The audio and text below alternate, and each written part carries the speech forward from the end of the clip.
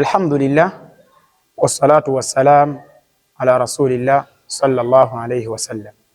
Amatenda amaiduvuga Allah tumusaba nga tumwegairira eise ebyengera okusasira n'emirembe kuwa ekitiibwa Nabi Muhammad sallallahu alayhi wasallam.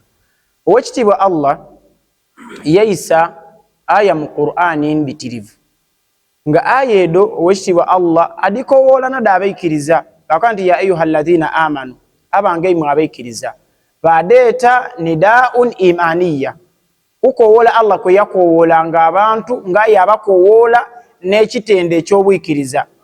Allah yaisa ayati ningi mu Qur'ani aya 89 nga dondona dirimu ya ayyuhalladhina amanu. Mu aya de 89 aya 88 datandika nga ditandika ya ayyuhalladhina amanu ditandika kowoola direkiti ndio abange mwe abaikiriza okutola ku aya ndala eri mu suratul ahzab.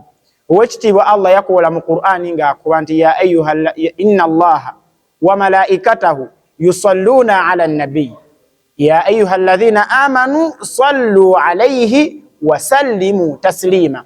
Owekitiibwa Allah akwa mu Qur'ani nti inna Allaha mazima owekitiibwa Allah wa malaikatahu nidi malaika de yusalluna ala nabi basalira ku wekitiibwa Nabi Muhammadin sallallahu alayhi wasallam. Allah asalira atya ku nabbi.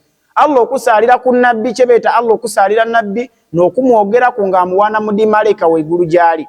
So Allah kanti inna Allah mazima ye asalira Nabi Musa aleyo wa malaikatahu nidi malaika de byonna disigala dibanga disabira Nabi Muhammadin sallallahu alayhi wasallam Allah okubanga amusima Allah okubanga amuwempeera nga Allah yekakasa ku mwene Allah nidi malaika Allah wabakola ekintu malaika dakola ekintu iwe mwana Adamu ni wani kyova Allah atukowoola yakanti ya ayyuhalladhina amanu abange mwe abaikiriza sallu alayhi wa sallimu taslima mubenga musalira ku wekitiibwa Nabi Muhammad sallallahu alayhi wasallam era mumulamuseeko olulamusa baiduba Allah abampuliriza Nabi Muhammad sallallahu alayhi wasallam yatukoba nti man salla alayya wahida sallallahu bihi 10.